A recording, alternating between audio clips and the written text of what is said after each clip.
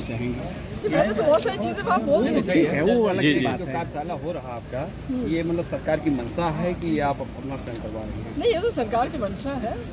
जी madam जी, आपने अब मंच के माध्यम से कहा है कि प्लास्टिक यूज न हो, जबकि अभी यहाँ प्लास्टिक ही का ही यूज हुआ, थर्माकोल का यूज हुआ, इस पर क्या कहना चाहिए? नहीं, देखिए ऐसा ना, प्लास्टिक को जो सिंगल यूज़ प्लास्टिक है, बेसिकली हम लोग कोशिश ये करते हैं कि प्लास्टिक को बिल्कुल ख़त्म कर दिया जाए। जैसे मैंने आपको बोला, ग्लासेस का यूज़ करते हैं, और मैंने ये भी बताया सब लोगों को कि झोले का प्रयोग आप सब लोग करें। और जो लेडीज़ थी, मैंने उन सबसे रिक्वेस्ट किया कि आप लोग के घर में जो भी कपड़े वगैरह होते हैं, उनसे आप लोग झोला बनाइए। और पहले हमारे दादा, हमारे नाना, सब लोग, इनफैक्ट हमारी दादी और हम लोग खुद भी जब बचपन में छोटे थे तो झोलों का इस्तेमाल किया करते थे।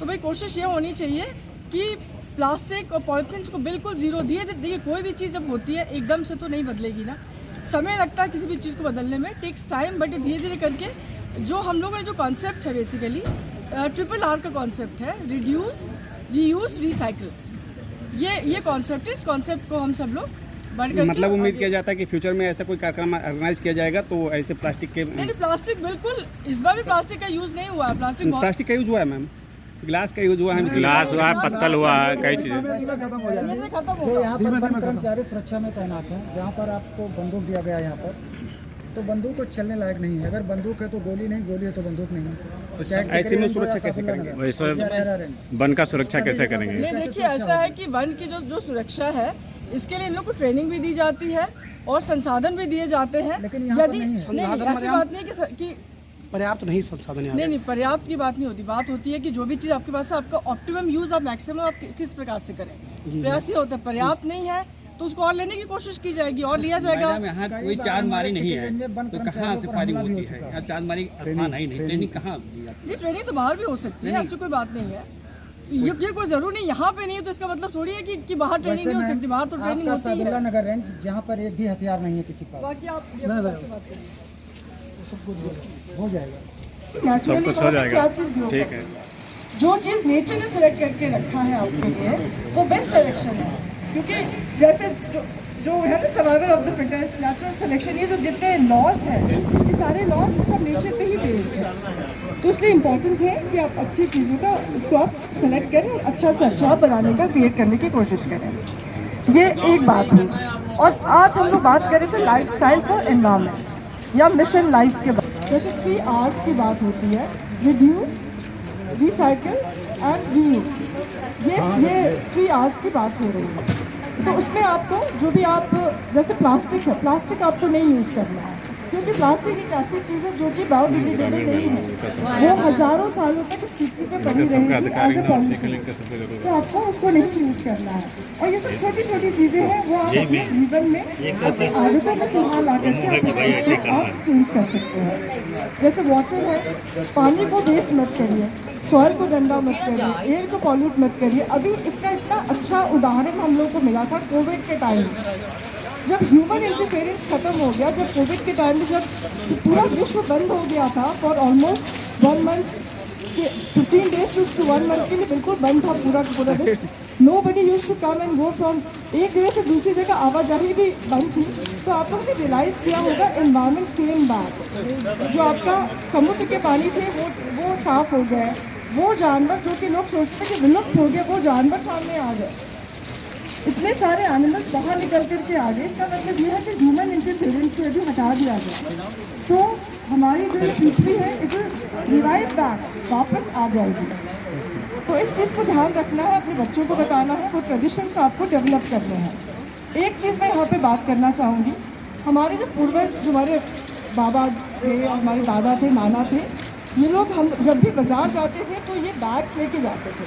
प्लास्टिक की पॉलीथीन्स कभी भी आपको मिला नहीं करते थे। उसके बाद फिर लोग इतने आलसी होने लग गए कि बैग्स लेके जाना, उन्हें लगा कि भाई it's unfashionable to carry bags. फिर कौन बैग्स लेकर के जाएगा, झोला लेके कौन जाएगा, जबकि झोला यूज टू बी रियली बहुत ही सस्टेनेबल चीज़ हुआ करती थी। कपड़े के झोले दादी नानी सिला करती थी और हमारे बाबा और हमारे दादा, हमारे नाना, ये लोग लेके जाया करते थे। उसमें वेजिटेबल्स लेके आया करते थे, सामान लेके आया करते थे। अब वो टाइम फिर से आ गया है।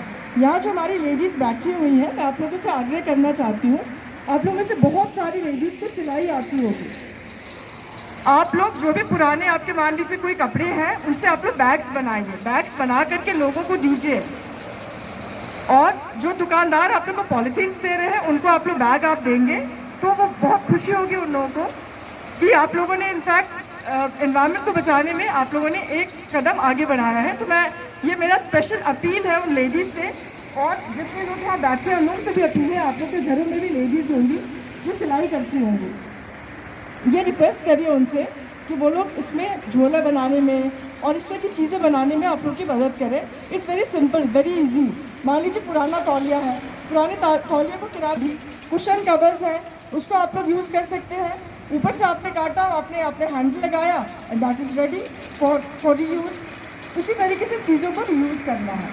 यहाँ एक बात और कहना चाहूँगी मैं, हम लोग अपनी नर्सरीज़ में वर्मी कंपोस्ट बनाते हैं, बहुत तरह के कंपोस्ट हम लोग क्रिएट करते हैं अपनी नर्सरीज़ में।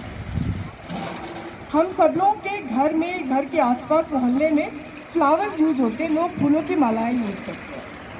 उन फूलों को आप लोग इकट्ठा कर लें मंदिरों से जा करके, जो बाहर वेस्ट हो रहे हैं उनको मंदिरों से जाके आप इकट्ठा कर लें, इसको ले आइए अपने नर्सरी में पिट बना करके वहाँ पे आप डालिए और वहाँ पे आप लिख दीजिए ये चीज़ कि मंदिरों से एकत्र किए हुए फूलों से ये कंपोस्ट हम बना रहे हैं।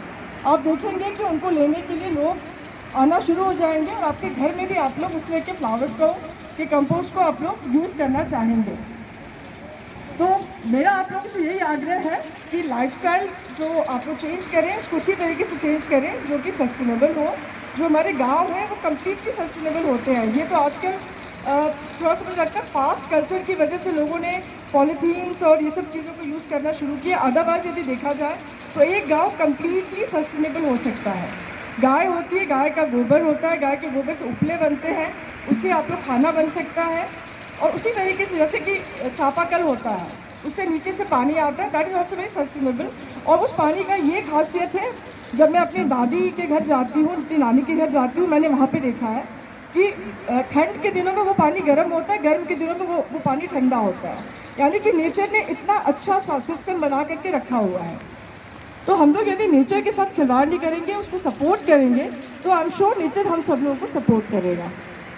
तो मैं यही चाहती हूँ कि आप सब लोग लाइफस्टाइल फॉर एनवायरनमेंट उसको चूज़ करें।